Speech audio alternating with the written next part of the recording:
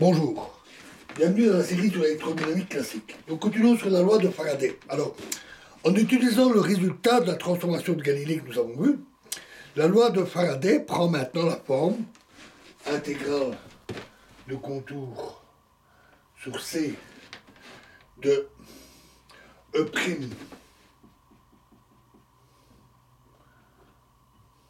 moins V moins K fois V croix B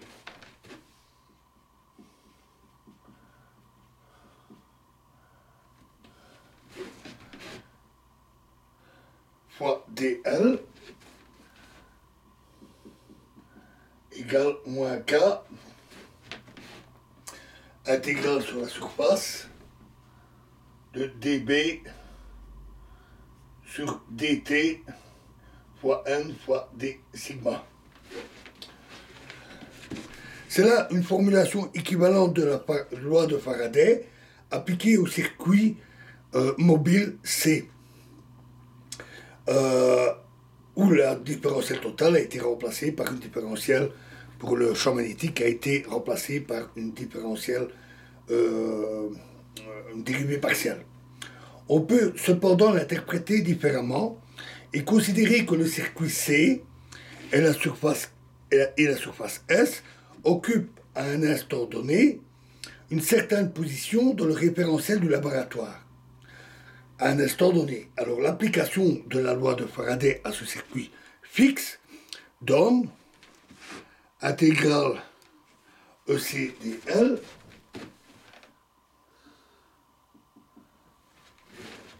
intégrale de contour de E fois dL égale moins K fois l'intégrale de surface de dB sur dt fois n d sigma, où E est maintenant le champ électrique dans le référentiel du laboratoire, et non plus dans le référentiel du circuit en mouvement. L'invariance galiléenne entraîne l'égalité des membres de gauche de ces deux relations. Cela signifie que dans le référentiel attaché au circuit mobile, le champ électrique E' est donné par E' égale E plus K V croix B.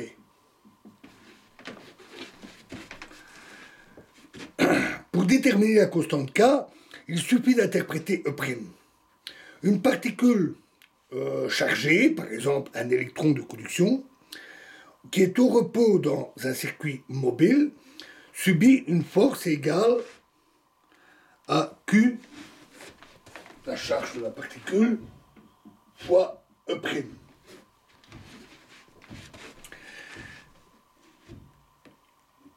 Le référentiel du laboratoire, dans le référentiel du laboratoire, cette charge représente un courant J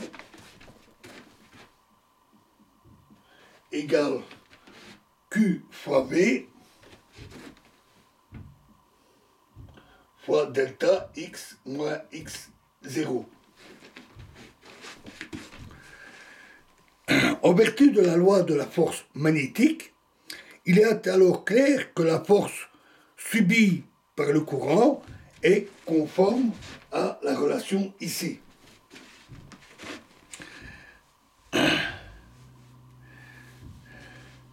Et elle est conforme à cette relation si la constante K est égale à l'unité dans le système SI ou à 1 sur C dans le système de Gauss. En écrivant explicitement cette force, c'est évident. Ainsi, les unités de charge et de courant que nous avons adoptées, avec ces conventions, la covariance galiléenne exige que la constante soit égale à la constante figurant dans la définition du champ magnétique. La loi de Faraday s'écrit alors dans le système SI, intégrale de contour E' dl est égal à moins d sur dt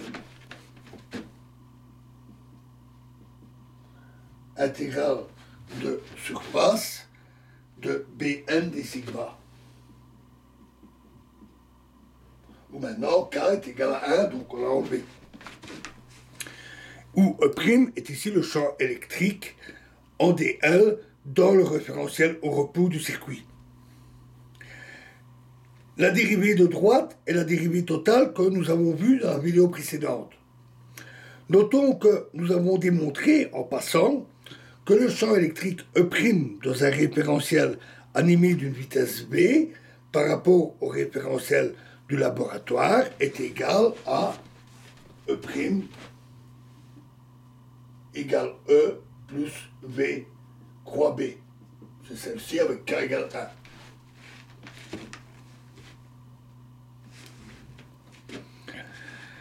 Soulignons que, parce qu'il découle d'une transformation de Galilée, ce résultat est une approximation qui est valide seulement pour des vitesses petites devant la vitesse de la lumière.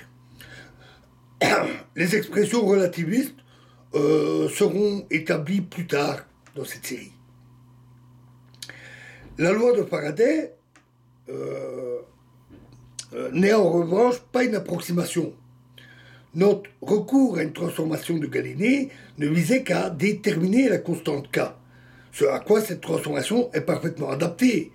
K est une constante, on peut la déterminer pour n'importe quelle vitesse, y compris une vitesse très petite devant la vitesse de la lumière, et donc utiliser une transformation de Galilée.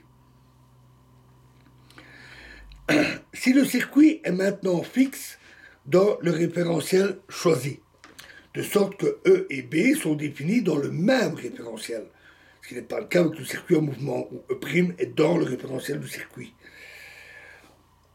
On peut, grâce au théorème de Stokes, écrire la loi de Faraday sous une forme différentielle. La transformation de l'intégrale de la force électromotrice en une intégrale de surface donne